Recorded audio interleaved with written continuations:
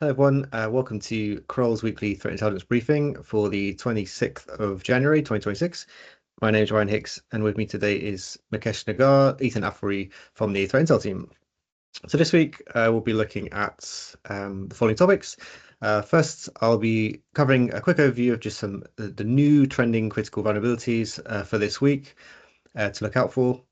PDFSIDER backdoor, then an update to critical Fortinet vulnerabilities that were first discovered in December. Mukesh looking at social media phishing, and finally Ethan going through BLACKBASTA exposed. So start off just an overview really of the new trending critical vulnerabilities this week. So critical being kind of a CVSS score of over 9. And including here those that have been reportedly exploited or have a proof of concept released in the past week. So really just key critical vulnerabilities to look out for and ensure kind of patches and mitigations are put in place to reduce the risk of exploitation. So first up is the iNet utils, which is a collection of network programs. There's a CVSS of 9.8 with both a proof of concept and reportedly exploited in the wild.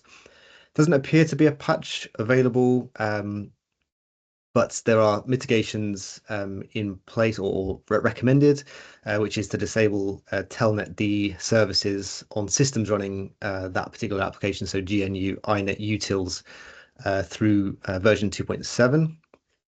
Next, which was an out of bands we released last week, which affected Oracle HTTP server, has a CVSS of 10, has a proof of concept, no confirmed reports of exploitation in the wild, with a patch available. And the next two are for WordPress, specifically the modular DS plugin. They both carry a CVSS of 10 and both exploited in the wild. So for the last three, patching essential as mitigations. Next, PDFSIDER is a newly identified malware variant that employs DLL sideloading to covertly deploy a backdoor with encrypted C2 capabilities. It was noted by Resecurity, who discovered the malware, that the threat actor contacted staff impersonating technical support and used social engineering tactics with QuickAssist alongside phishing tactics. The malicious DLL itself is distributed in a zip archive with alongside a legitimate executable file, which is for an application called PDF24 creator. The malicious DLL, which is what is being classified as PDFSIDER, is initialized through DLL sideloading when the application is executed. And once executed, PDFSIDER establishes encrypted communications using BOTAN 3.0 cryptography, gathers system information, and enters a backdoor loop. It operates primarily in memory to minimize disk artifacts, and also has anti-sandbox and anti-VM capabilities. It's designed, or appears to be designed, for kind of more long-term covert access with flexible command execution, which kind of aligns with more espionage type tradecraft and impact.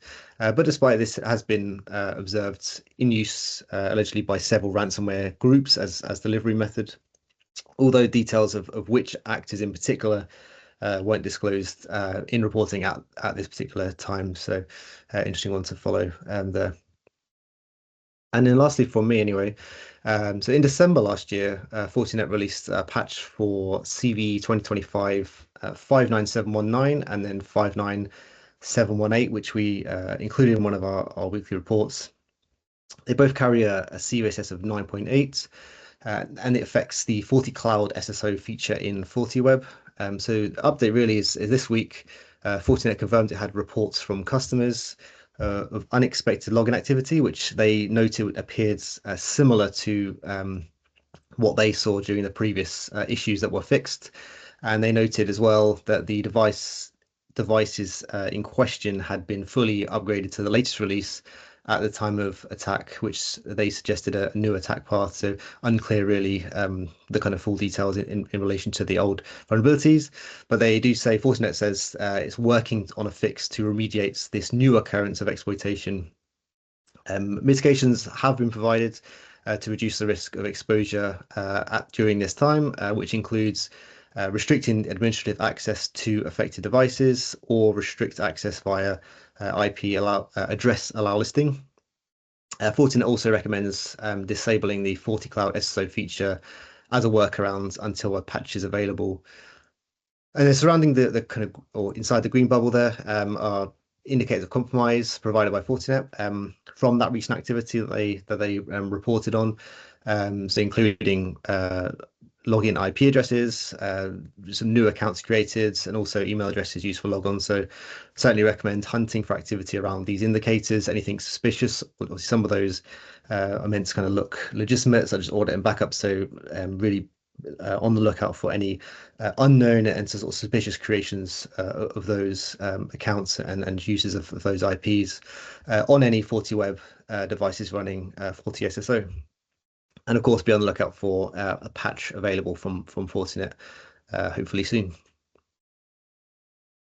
And next, handing over to Mukesh. Thank you, Ryan. A recent phishing campaign investigated by ReliaQuest identified attackers moving beyond emails and are now using private social media messages in order to deliver weaponized files. This is mainly due to people and users trusting the platform a lot more and are more likely to click and get a download without suspicion. Now, once these weaponized files are downloaded, the files contain both legitimate tools as well as malicious components. A trusted application is paired with a malicious DLL, allowing the attackers to use DLL sideloading so they can run their code under the guise of a safe process.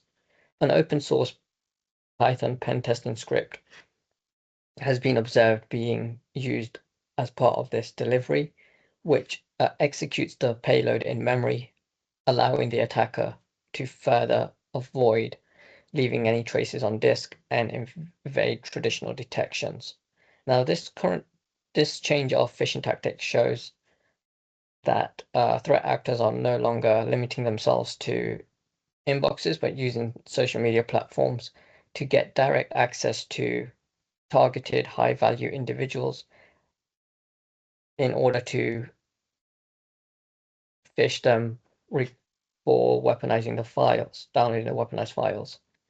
And another reason why they're doing it is because social media platforms are poorly monitored, making them an ideal for stealthy attacks. Now, to defend against this, organizations should expand on their phishing awareness training to also include social media, look at tightening controls on the use of open source tooling within the environment, and use behavioral endpoint detection systems in order to detect DLL sideloading. That's everything from me, Ryan. Thank you. Thank you. Ethan? Yeah, thanks, Ryan. International law enforcement has successfully exposed the BLACKBASTA ransomware group, a Russian-linked criminal organization that has extorted over 600 global organizations, including hospitals, public institutions, and government authorities since April of 2022. This syndicate is responsible for hundreds of millions of dollars in global damages, with losses in Germany alone exceeding 20 million euros. In a coordinated January 2026 operation, police in western Ukraine raided residents in the Ivano-Frankivsk and Lviv regions, targeted two technical specialists known as hash crackers.